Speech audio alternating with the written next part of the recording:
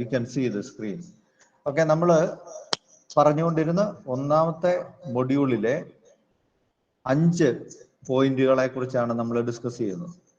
അതിൽ ഏറ്റവും ആദ്യത്തേത് എന്ന് പറയുന്ന കമ്മ്യൂണിക്കേഷൻ ആണ്. കമ്മ്യൂണിക്കേഷന്റെ ജനറൽ ഇമ്പോർട്ടൻസിനെ കുറിച്ച്, മീനിങ്ങിനെ കുറിച്ച്, ഒബ്ജക്റ്റീവ്സിനെ കുറിച്ച്, കോമ്പണൻസിലെ പ്രോസസ്സിനെ കുറിച്ച് എല്ലാമാണ് നമ്മൾ ആദ്യം സംസാരിച്ചുകൊണ്ടിരുന്നത്. And that part is completed, and we have elaborately, with the aid of examples, seen how communication, the meaning, the very word of communication has been originated. The etymology has been well discussed in our class, and the meaning, the importance in 3 realms we have seen it. It is important to individual, and what are the general importance of communication, and then how is it important to business. So that part is over. We have discussed it. And then later we have seen the objectives of communication. We saw what is an objective. We said this is the purpose with which we take an activity. We are engaging in an activity. And then that part also we have seen 9 objectives are there, starting with the information and then ending with education. We are communicating to inform, to suggest, to order, to command, to educate, and these are the main objectives of communication. That part is over. Then the process of communication also is well discussed in the class. We have seen the 7 steps, the process of communication, the components of communication, starting with the sender and ending with the receiver, and then in between you have noise, and then from the receiver to the sender you have a feedback process also. So ഇതെല്ലാം നമ്മൾ കഴിഞ്ഞ ക്ലാസ്സിൽ കണ്ടു കഴിഞ്ഞു. ഇനി നമ്മൾ ഒന്നാമത്തെ മൊഡ്യൂളിലെ രണ്ടാമത്തെ പ്രധാന പോയിന്റ്സിലേക്ക് കടക്കുന്നു. അത് പ്രിൻസിപ്പിൾസ് ഓഫ് കമ്മ്യൂണിക്കേഷൻ ആണ്. ഒരു വിനിമയം എഫക്റ്റീവ് ആകണമെങ്കിൽ അടിസ്ഥാനപരമായിട്ട് നമ്മൾ പാലിക്കേണ്ട ചില തത്വങ്ങളുണ്ട്. സോ ആ തത്വങ്ങളെയാണ് നമ്മൾ പ്രിൻസിപ്പിൾസ് എന്ന് പറയുന്നത്. Or other, these principles are 7 scientific steps which we need to follow while we communicate. അതിനെ നമ്മൾ വേറെ തരത്തിൽ പറഞ്ഞാൽ 7 C's of communication എന്നാണ്. 7 C's of communication means these are 7 scientific principles which we should follow to make the communication effective. അതാണ് ഈ 7 ശാസ്ത്രീയമായ തത്വങ്ങൾ. സോ ഇത് ആരാണ് ഇത് പ്രപ്പോസ് ചെയ്ത ആളുടെ പേരാണ് Francis J Bergin. So it was he who for the first time proposed these 7 scientific principles for communication. Okay, ഇനി അതായത് നമ്മൾ കാണുന്നു ഏതൊക്കെയാണ് ഈ scientific principles. 7 principles. 1 clear, 2 correct, 3 complete, 4 concrete, 5 concise, 6 consideration, 7 courteous. So these are the 7 scientific principles of communication. While you communicate, so you should make it sure that what you communicate is correct, what you communicate is complete, it is concrete. That means you are using concrete facts. And it is concise. You are not beating around the bush. You are communicating precisely, using minimum time, and then with clear words and language. Okay, then you have to be considerate and courteous also. So we will be seeing one by one. So starting with candid. എന്താണ് candid എന്ന് പറഞ്ഞാൽ ഉദ്ദേശിക്കുന്നത്? 7 scientific principles ആണുള്ളത്. അത് നമ്മൾ start ചെയ്യുന്നത് candid എന്ന് പറയുന്നു. അപ്പോൾ അതെന്താണ് കാൻഡിഡ് എന്ന് പറഞ്ഞാൽ അർത്ഥം? കാൻഡിഡ് എന്ന് പറഞ്ഞാൽ സിമ്പിൾ ആയിട്ട് നമ്മൾ പറഞ്ഞാൽ ഇത്ര മാത്രമേ ഉള്ളൂ, സ്ട്രെയിറ്റ് ഫോർവേഡ് ആയിരിക്കണം. So when you say your communication should B candid, it means the message to be communicated should be straightforward and frank. That means it should not betray its sincerity. എന്ന് പറഞ്ഞാൽ നമ്മൾ പറയുന്ന ഒരു കാര്യം അത് മൂടി വെച്ചിട്ടുള്ളതാകരുത്, നമ്മുടെ ആത്മാർത്ഥതയെ ചോദ്യം ചെയ്യാനിടയാകുന്നതാകരുത്. അത് സ്ട്രെയിറ്റ് ഫോർവേഡ് ആയിരിക്കണം, അത് ഫ്രാങ്ക് ആയിരിക്കണം, തുറന്നതായിരിക്കണം. ഫോർ എക്സാമ്പിൾ, സോ എന്ന് പറഞ്ഞാൽ എത്രയേ ഉള്ളൂ, should not be indirect, multi vocal or untrue. അപ്പൊ അതിന്റെ ചുരുക്കത്തിൽ പറഞ്ഞാൽ അതിന്റെ സിൻസിയറിറ്റിയെ നമ്മൾ ബിട്രൈ ചെയ്യണം. ആത്മാർത്ഥതയില്ലാത്ത ആശയവിനിമയം ഉണ്ടാകരുത്. For example, how can you make A communication straight forward and Frank? We take an example from history that happened in the time of Second World War. We take an example from the famous speech of Winston Churchill, the then Prime Minister of England. Okay, അദ്ദേഹം ജനക്കൂട്ടത്തോട്, സൈനികരോട് സംസാരിക്കുന്ന സാഹചര്യം നമ്മൾ മനസ്സിലാക്കണം. സാഹചര്യം എന്ന് പറഞ്ഞാൽ ലോകമഹായുദ്ധമാണ്, സൈനികരെ പ്രബോധിപ്പിക്കുകയാണ്. ആ സമയത്ത് അദ്ദേഹം പറയുന്നു, ഇംഗ്ലണ്ടിന്റെ, ബ്രിട്ടീഷ് സൈനികരെ, ആ കാലഘട്ടത്തിലെ നമുക്കറിയാം 20ാം നൂറ്റാണ്ടിലെ ഏറ്റവും മഹാന്മാരായ 2 പ്രസംഗകരാണ്. One is Adolf Hitler, and he is the most famous speaker the world has seen in that time. And then you have Winston Churchill. So he was addressing the soldiers. വളരെ tension ആയിട്ടുള്ള ആ ഒരു സാഹചര്യത്തിൽ, ആരും യാഥാർത്ഥ്യങ്ങൾ പറയാൻ തയ്യാറാകാത്ത സാഹചര്യത്തിൽ Winston Churchill candid എന്ന് പറയുന്ന കമ്മ്യൂണിക്കേഷന്റെ 7 സയന്റിഫിക് പ്രിൻസിപ്പിളിന്റെ മഹത്തായ ആദ്യത്തെ ആ അടിസ്ഥാന തത്വം പാലിച്ചുകൊണ്ട് പ്രസംഗിക്കുകയാണ്. അദ്ദേഹം ഈ സോൾജിയേഴ്സിനോട് പറയുന്നു, എന്താ പറയുന്നത്? I have nothing to offer U.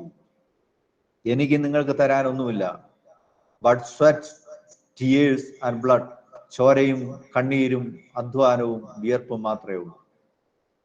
പക്ഷേ നമ്മൾ സമതലങ്ങളിൽ വെച്ച് യുദ്ധം ചെയ്യും, പർവ്വതങ്ങളുടെ മുകളിൽ നിന്ന് യുദ്ധം ചെയ്യും, കടലിലൂടെ യുദ്ധം ചെയ്യും.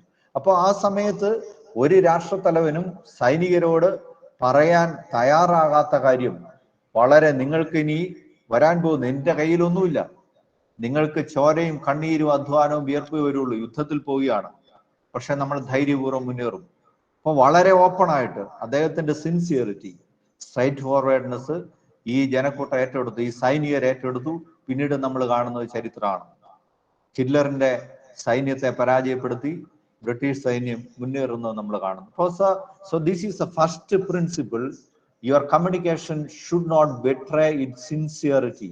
You should be sincere in communicating. So this is the first principle. And second is, your message should be clear. The communication should be clear. It means, how can you make a communication clear? So it start from your thought. Your thought should be clear. Then second is, your expression should be clear. എന്ന് പറഞ്ഞാൽ നമ്മുടെ ആശയങ്ങൾ നമ്മുടെ ചിന്തയിൽ നിന്നാണ് തുടങ്ങുന്നത്. നമ്മൾ ഒരുപാട് ടെൻസ്ഡ് ആയിരിക്കുന്നു, ഒരുപാട് ഭയത്തിലായിരിക്കുന്നു, ഒരുപാട് ആശങ്കകളുടെ നടുവിൽ നിൽക്കുമ്പോൾ നമ്മുടെ ചിന്ത ക്ലിയർ ആകില്ല. അപ്പൊ ആദ്യം ചെയ്യേണ്ടത് ചിന്തയെ ക്ലിയർ ആക്കണം. അപ്പോഴാണ് ക്ലിയർ ആയിട്ടുള്ള ആശയങ്ങൾ വരുന്നത്. ഇനി ആശയങ്ങളെ നമ്മൾ എക്സ്പ്രസ് ചെയ്യുമ്പോഴും അത് ക്ലിയർ ആയിരിക്കണം. So while you say that communication should be clear, there should be clarity in what you say.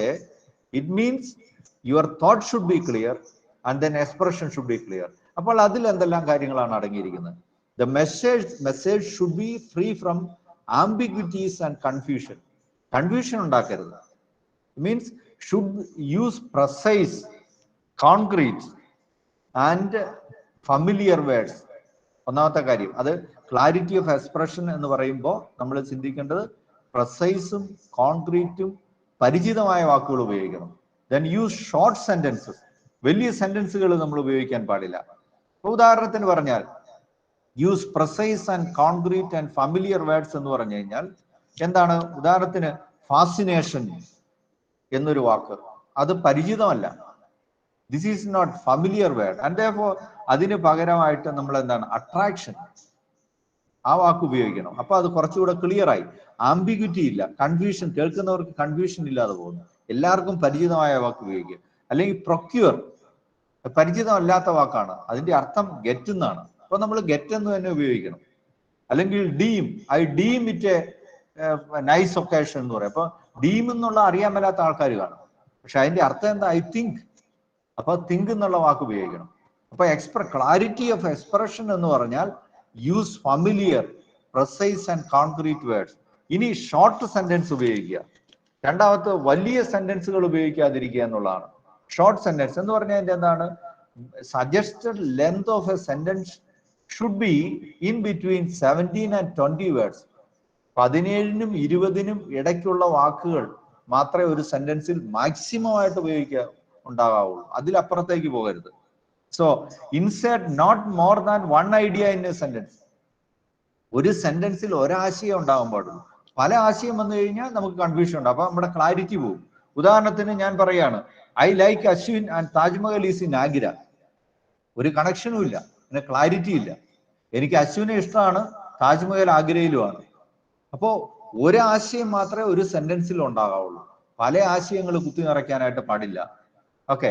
അല്ലെങ്കിൽ അൺക്ലിയർ സെന്റൻസസ് ഉപയോഗിക്കാനായിട്ട് പാടില്ല. അതാണ് മൂന്നാമത്തെ ക്ലാരിറ്റിയിൽ നമ്മൾ ശ്രദ്ധിക്കുമ്പോൾ, should not use unclear sentences. Clear അല്ലാത്ത സെന്റൻസുകൾ ഉപയോഗിക്കും. ഉദാഹരണത്തിന് പറയാണ്, after my father planting 100 plants the donkey destroyed everything. അങ്ങനെ ഒരു സെന്റൻസ് പറയാന്നിരിക്കട്ടെ. അത് ക്ലിയർ അല്ല. കാരണം ആൾക്കാർക്ക് അത് കൺഫ്യൂഷൻ ഉണ്ടാവും. എന്താ നമ്മൾ പറഞ്ഞത്? After my father planting 100 plants the donkey destroyed everything എന്ന് പറഞ്ഞാൽ ഞാൻ എൻ്റെ അപ്പനെ ഡോങ്കി എന്ന് വിളിക്കുന്ന പോലെയായി. അപ്പൊ എൻ്റെ അപ്പൻ 100 ചെടികൾ നട്ടു, എന്നിട്ട് ഉടനെ തന്നെ പുള്ളി അതെല്ലാം നശിപ്പിച്ചു എന്നുള്ള രീതിയിൽ വരും. അപ്പൊ ഷുഡ് ബി ക്ലിയർ. അപ്പൊ എന്ന് പറഞ്ഞാൽ അതെങ്ങനെ ഉപയോഗിക്കണം? After my father had planted 100 plants one donkey came and destroyed everything. അപ്പൊ ഞാൻ ഉപയോഗിക്കുന്ന വാക്കിൽ ക്ലാരിറ്റി നഷ്ടപ്പെടുത്താൻ പാടില്ല. ക്ലിയർ ആകുന്ന രീതിയിലുള്ള സെന്റൻസും വാക്കുകളും ഉപയോഗിക്കണം. അല്ലെങ്കിൽ ഉദാഹരണത്തിന് ചരിത്രത്തിലെ പ്രധാനപ്പെട്ട ഒരു സംഭവം. So I am using more Malayalam now, so just for making it more clear for you. Okay. So ചരിത്രത്തിലെ ഒരു പ്രധാനപ്പെട്ട ഒരു സംഭവമുണ്ട്. അതിന്റെ അടിസ്ഥാനത്തിൽ എനിക്ക് തോന്നുന്നു, അതിന്റെ അടിസ്ഥാനത്തിലാണോ എന്ന് എനിക്കറിയില്ല. ഏതായാലും ഇവിടെ ഒരു സിനിമ പണ്ടിറങ്ങിയിരുന്നു, ദാദാ സാഹിബ് എന്ന് പറയുന്ന ഒരു സിനിമയാണ്.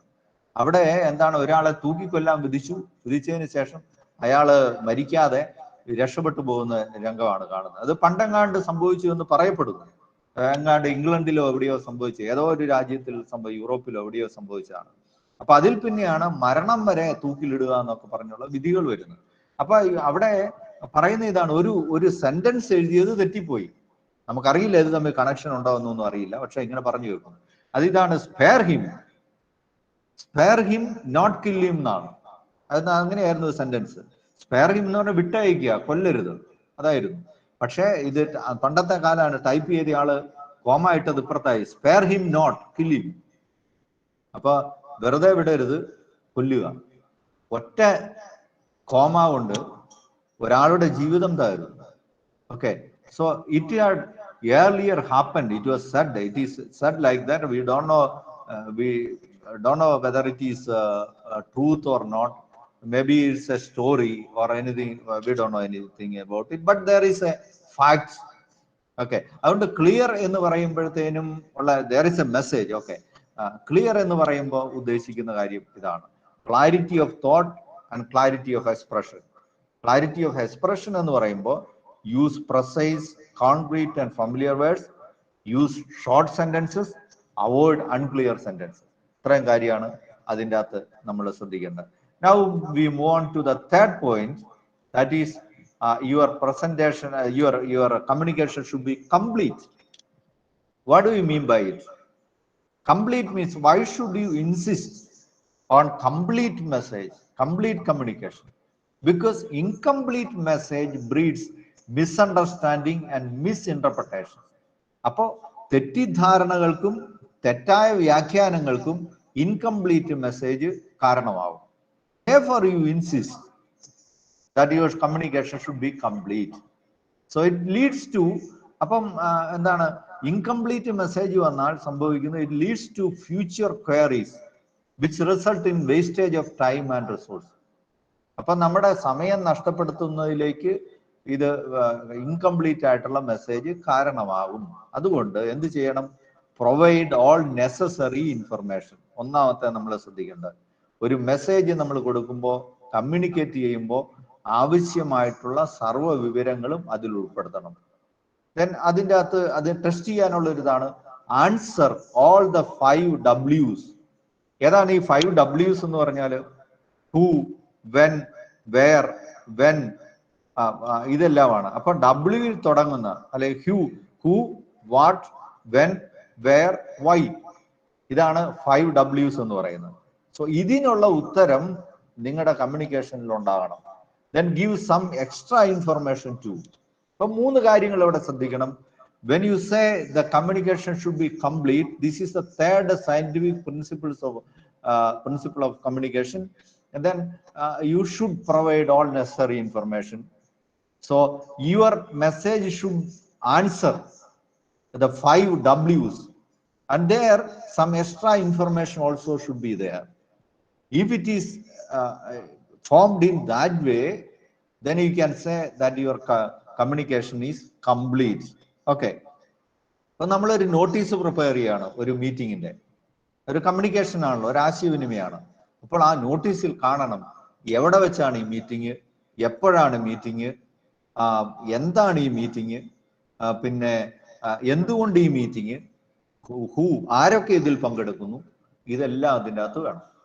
അപ്പോഴാണ് അത് കംപ്ലീറ്റ് ആകുന്നത്. ദെൻ പിന്നെ അടുത്തത്, there are questions. നമ്മൾ എക്സ്ട്രാ ഇൻഫർമേഷൻ കൊടുക്കണം എന്ന് പറയുന്നതിന് കാരണം, there may arise some kind of questions in the minds of the receivers. അപ്പൊ അതുകൊണ്ട് പിന്നെ നമ്മൾ എക്സ്ട്രാ ആയിട്ടുള്ള കാര്യങ്ങളും കൂടെ നമ്മൾ അതിൻ്റെ അകത്ത് ഉൾപ്പെടുത്തേണ്ടതായിട്ടുണ്ട്. ഓക്കെ. ഉദാഹരണത്തിന് നമ്മളോട് ഒരാൾ ചോദിക്കുകയാണ്, you are a president of a Rotary Club or any kind of association. An inquiry letter is brought before you, and somebody is taking that letter to you. Then so അതിനൊരു മറുപടി നമ്മൾക്ക് അയക്കണം. അപ്പം ചോദിക്കുന്ന ഇതാണ്, നമ്മുടെ ക്ലബിനെ കുറിച്ച് ചോദ്യങ്ങൾ ഉണ്ടാകുന്നു എന്ന് വരുമ്പോൾ നമ്മൾ ഉടനെ തന്നെ അടുത്ത മീറ്റിംഗ് എവിടെയാണെന്നുള്ള ഒരു ചോദ്യം വന്നിരിക്കട്ടെ. അപ്പൊ ഉടനെ തന്നെ അടുത്ത മീറ്റിംഗ് ഇന്ന സ്ഥലത്ത് വെച്ചാണെന്ന് പറഞ്ഞാൽ മാത്രം പോരാ. You need to provide some extra information. Like ചോദിക്കുന്ന ഒരു സ്ട്രേഞ്ചർ ആണ് ചോദിക്കുമ്പോൾ what is your club and who are the office bearers and the tradition of the club, ഇതെല്ലാം അതിൻ്റെ അകത്ത് ഉൾപ്പെടുത്തണം. പ്ലേസ്, ഇതെല്ലാം. അപ്പൊ അത് കംപ്ലീറ്റ് ആയിട്ടുള്ള ഒരു കമ്മ്യൂണിക്കേഷൻ ആയിട്ട് മാറും. അതുകൊണ്ടാണ് നമ്മൾ പറഞ്ഞത് ഗീവ് സം എക്സ്ട്രാ ഇൻഫർമേഷൻ എന്ന് പറയുന്നതാണ്. ഇനി ഈ 4ാമത്തെ പ്രധാന പോയിന്റ് എന്ന് പറയുന്നത് ഇതാണ്, your communication should be concise. എന്ന് പറഞ്ഞാൽ അർത്ഥം, it is conveying the message in fewest possible words, but at the same time should not sacrifice it completeness and clarity. ഏറ്റവും കുറഞ്ഞ വാക്കുകളിൽ കമ്മ്യൂണിക്കേറ്റ് ചെയ്യുക. അതേസമയം അങ്ങനെ കമ്മ്യൂണിക്കേറ്റ് ചെയ്യുമ്പോൾ നമ്മൾ മുമ്പേ പറഞ്ഞ ഈ കംപ്ലീറ്റ്നെസ്സും ക്ലാരിറ്റിയും നഷ്ടപ്പെടാനും പാടില്ല. അപ്പോഴാണ് ഒരു കമ്മ്യൂണിക്കേഷൻ കൺസൈസ് ആണെന്ന് പറയുന്നത്. So convey the message in the ഫ്യൂവസ്റ്റ് possible words without sacrificing is completeness and clarity. അപ്പോ നമ്മൾ എന്തെല്ലാം കാര്യങ്ങളാണ് അതിൻ്റെ അകത്ത് നമ്മൾ ശ്രദ്ധിക്കേണ്ട കാര്യം? ഒന്നാമത്തത്, എലിമിനേറ്റ് വേർഡി എക്സ്പ്രഷൻസ്. അപ്പോൾ വേർഡി എക്സ്പ്രഷൻസ് എന്ന് പറഞ്ഞാൽ എന്താണ്? നമ്മളിങ്ങനെ ഈ പിന്നെ വലിയ അതിശയോക്തി കലർന്ന അതുപോലത്തെ എക്സ്പ്രഷൻസ് എല്ലാം ഉപേക്ഷിക്കുക എന്നുള്ളത്. let me say that if you have any doubt, you please ask in between also. There is no doubt at all. Means there is no problem at all. You can ask. If while I am describing these points to you, if any doubt is arising in your mind, you are free to ask questions in between. I don't I won't be annoyed in asking any question in between. Okay. ഒരു കാര്യം ചോദിക്കട്ടെ, ഈ കൺസൈസും പ്രിസൈസും ഒരുപോലെ തന്നെയാണോ മീൻ ചെയ്യുന്നത്? Concise തീർച്ചയായിട്ടും concise എന്ന് പറഞ്ഞാൽ വേറൊരർത്ഥത്തിൽ പ്രിസൈസ് തന്നെയാണ്. അല്ല, അപ്പൊ രണ്ടും സെയിം മീനിങ് തന്നെയല്ലേ വരുന്നത്? അതായത് നമ്മൾ ഒരു കമ്മ്യൂണിക്കേഷൻ നടത്തുന്ന സമയത്ത് എന്താണ് ഏറ്റവും കുറഞ്ഞ വാക്ക് ഉപയോഗിക്കുക എന്നുള്ളതല്ല അതിന്റെ മീനിങ് വരുന്നത്. അത് തന്നെ അത് തന്നെ അത് തന്നെ അല്ലേ? അത് തന്നെ അത് തന്നെ. കൺസൈസ് എന്ന് പറഞ്ഞാൽ ശരിക്കും പ്രിസൈസ് ആണ്.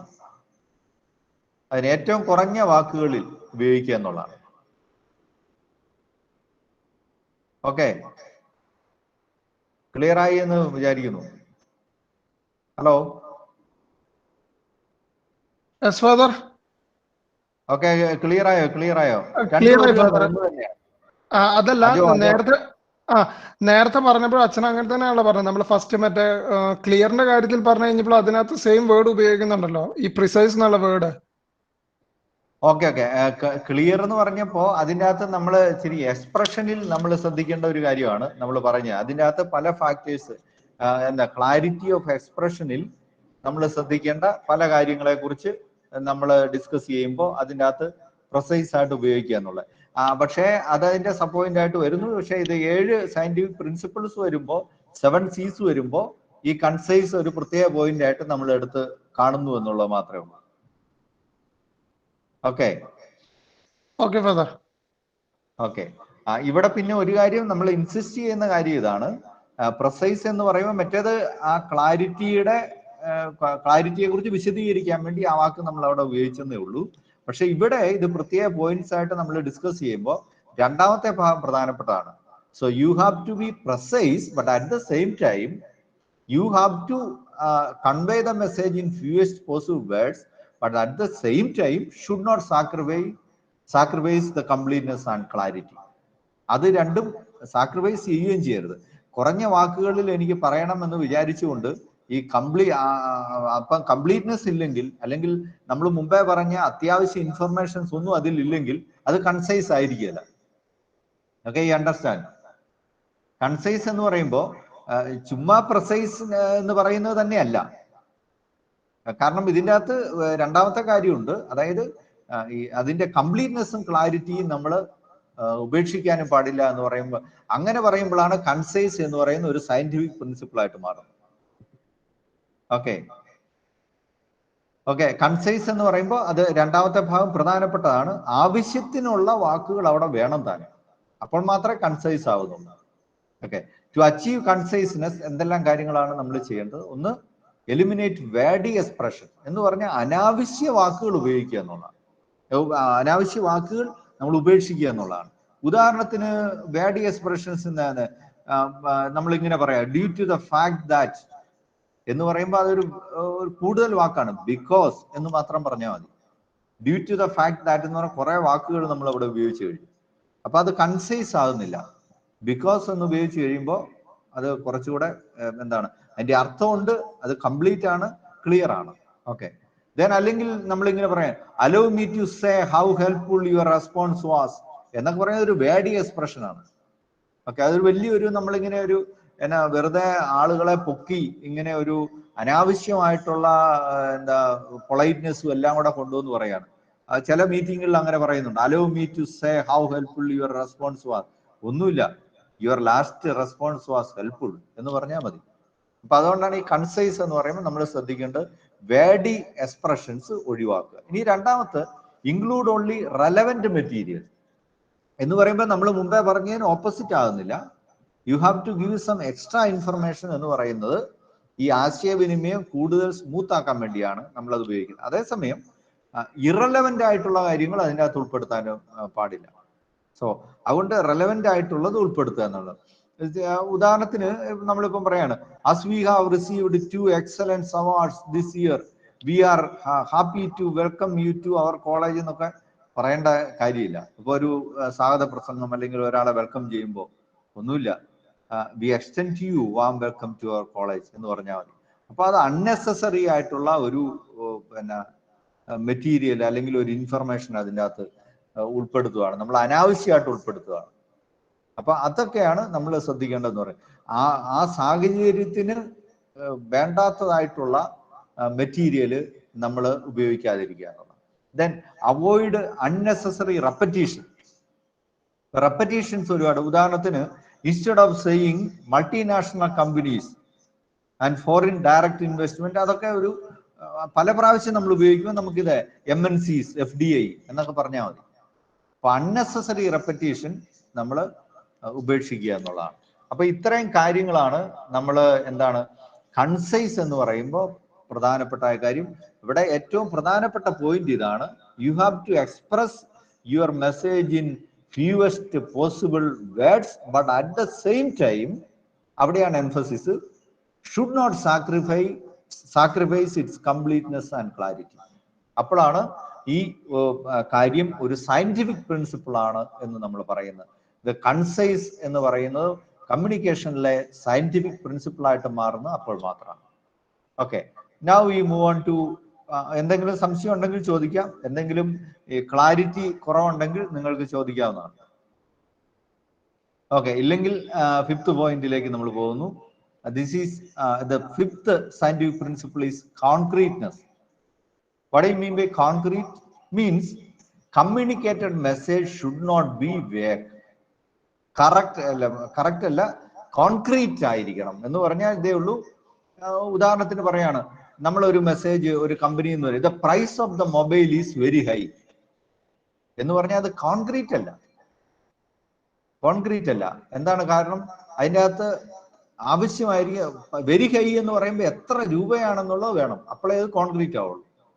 അതുകൊണ്ടാണ്. അപ്പൊ നമ്മൾ പറയുന്നത് price of the Samsung mobile is or S7 mini is 15,000 എന്ന് പറയുമ്പോൾ the message is concrete, you have communicated concretely. Okay, അപ്പൊ കോൺക്രീറ്റ്നെസ് എന്ന് പറയുമ്പോൾ അതാണ് അർത്ഥമാക്കുന്നത്. ഓക്കെ, അപ്പൊ കോൺക്രീറ്റ് ആകാൻ വേണ്ടി എന്ത് ചെയ്യണം? Use specific facts and figures. അതാണ്. അപ്പൊ വെരി ഹൈ എന്ന് മാത്രം പറഞ്ഞാൽ പോരാ, അത് എത്രയാണെന്നുള്ളത് കറക്റ്റ് ആയിട്ട് നമ്മൾ പറയണം. അപ്പൊ സ്പെസിഫിക് ഫാക്ട്സ് ആൻഡ് ഫിഗേഴ്സ് ആയി. Then use active voice than passive voice. Active voice ഉപയോഗിക്കുക എന്ന് പറഞ്ഞാൽ ഇത്രയേ ഉള്ളൂ. The goods were received by us എന്ന് പറയുന്ന ഒരു പാസീവ് വോയിസ് ആണ്. അതിന്റെ ആക്റ്റീവ് വോയിസ് ആണ് വി റിസീവ്ഡ് ദ ഗുഡ്സ്. അപ്പൊ അത് മറ്റേത് എന്താണ്, മറ്റേത് ഒരു വേഗ്നെസ് ഉണ്ടാകുന്നുണ്ട്. ഇതിപ്പോ ഞങ്ങള് നേരിട്ട്, അതാണ് ഇപ്പൊ കോൺക്രീറ്റ് എന്ന് പറയുന്നത്, ഞങ്ങള് വാങ്ങിച്ചു എന്നുള്ളത് ഇതാണ്. അപ്പൊ പാസീവ് വോയിസ് അവോയ്ഡ് ചെയ്യുക. Then facts and figures, specific facts and figures ഉപയോഗിക്കുമ്പോൾ മെസ്സേജ് കോൺക്രീറ്റ് ആവും. Okay, then we move on to the next important scientific principle, that is correct. So correct means the message should be correct in spelling, grammar, punctuations, contents, etc.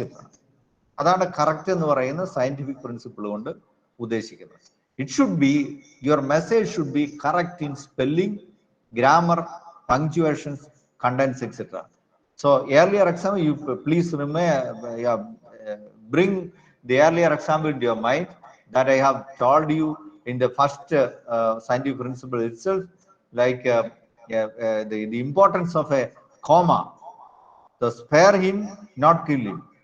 So if the comma is misunderstood by the typewriter, and then he is or she is putting the comma in the other side, then that means spare him, not kill him. So it should be correct in spelling, grammar, punctuations, etc. So the അങ്ങനെ correct message എന്താണ്, incorrect message വരുമ്പോൾ എന്താണ്, എന്തുകൊണ്ടാണ് നമ്മൾ correct ആകണമെന്ന് പറയുന്നത്? ഇതൊരു scientific principle ആവുന്നതിന്റെ കാരണം, incorrect message may leads to erroneous decisions. അതാണ്, തെറ്റായ തീരുമാനങ്ങളിലേക്ക് അത് നയിക്കും. നമ്മൾ മുമ്പേ പറഞ്ഞ കാര്യം തന്നെ, ഒരു കോമ ചേഞ്ച് ചെയ്യുമ്പോൾ നമ്മുടെ തീരുമാനം തെറ്റാവും. Okay, so it misleads the receiver. അപ്പൊ ഒരു മെസ്സേജ് കറക്റ്റ് ആണ് എന്തെല്ലാം ചെയ്യണം? To make a message correct, ensure that facts and figures are accurate. So verify that data, the totals. If you are giving a total, then verify it and make it sure that what you give is correct. അപ്പൊ അതാണ്, facts and figures correct ആകണം, നമ്മൾ കൊടുക്കുന്നതിന്റെ calculations correct ആകണം. നമ്മൾ ഉദാഹരണത്തിന് പറയാണ് 30 pieces of a mobile, so each piece was 20,000 rupees. അതിനുശേഷം നമ്മൾ ടോട്ടൽ എഴുതുകയാണ് ടോട്ടൽ 75,000 എന്ന് എഴുതി കഴിയുമ്പോൾ total is incorrect. So you have to check it before you convey the message. അതാണ് ഈ കറക്റ്റ്നെസ് കൊണ്ട് ഉദ്ദേശിക്കുന്നത്. Then check grammar, punctuation, spelling etcetera. ഉദാഹരണത്തിന് നമ്മളൊരു മെസ്സേജ് കൊടുക്കുന്നു, പിന്നെ വെള്ളത്തിന് ക്ഷാമമാണ്, യൂസ് ലെസ് വാട്ടർ എന്ന് കൊടുക്കുകയാണ്. യൂസ് കഴിഞ്ഞിട്ട് ഒരു കോമയുണ്ട്, അത് ടൈപ്പ് ചെയ്യുന്നയാള് ഇങ്ങനെ ഇട്ട് യൂസ്ലെസ് വാട്ടർ എന്ന് പറഞ്ഞാൽ തീർന്നു, ഓപ്പോസിറ്റ് മെസ്സേജ് ആയിപ്പോയി.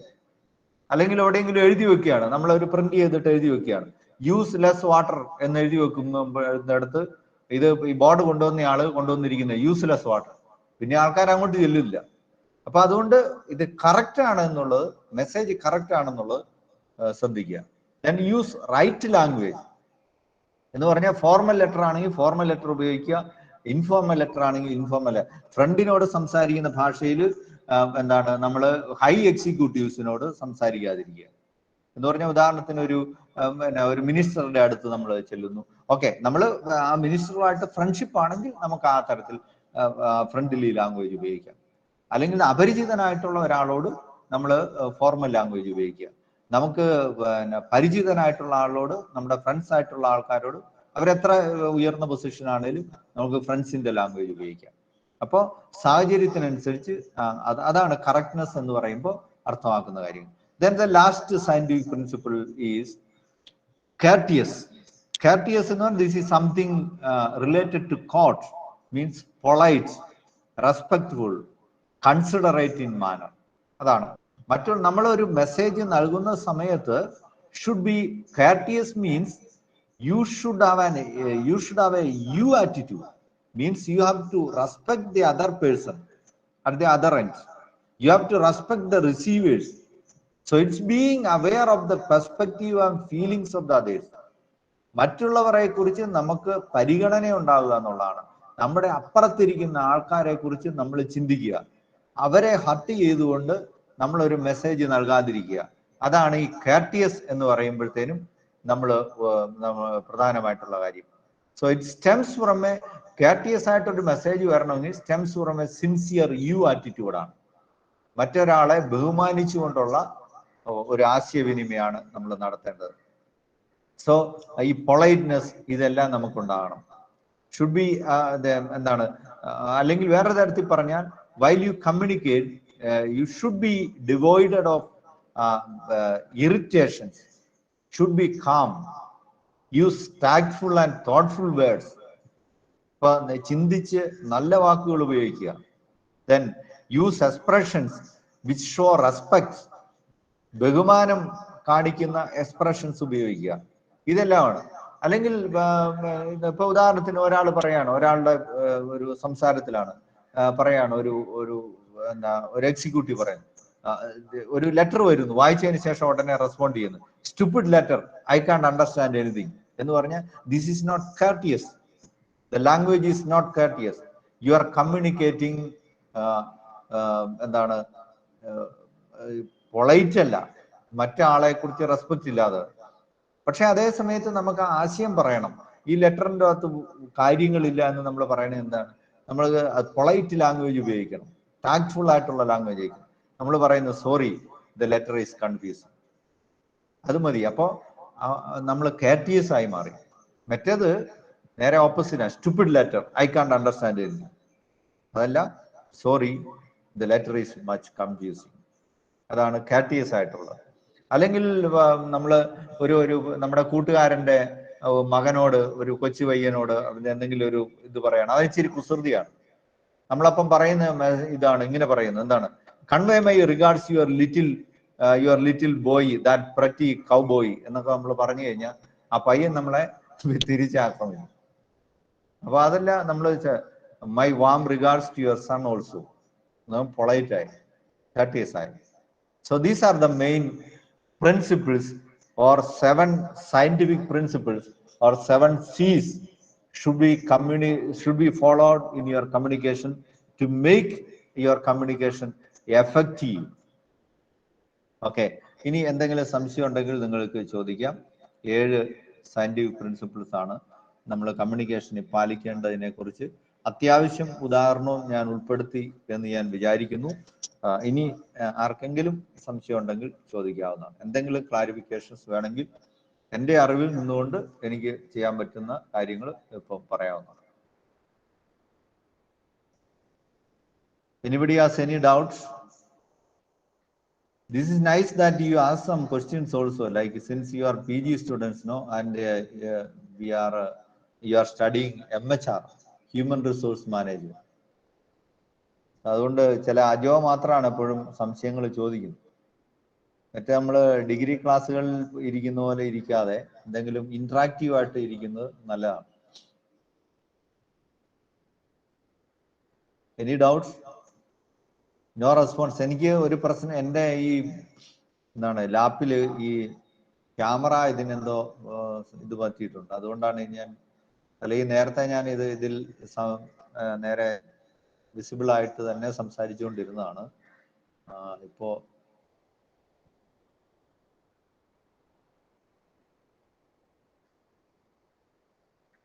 ഓക്കെ, ആർക്കെങ്കിലും സംശയങ്ങൾ ഉണ്ടെങ്കിൽ, എന്തെങ്കിലും ക്ലാരിഫിക്കേഷൻ നിങ്ങൾക്ക് ആവശ്യമുണ്ടെങ്കിൽ ഇപ്പോഴും നിങ്ങൾക്ക് ചോദിക്കാവുന്നതാണ്. Any doubt is welcome related to this particular topic. Vague എന്ന് പറഞ്ഞാൽ എന്താണ്? എന്തോ? വാഗ്യു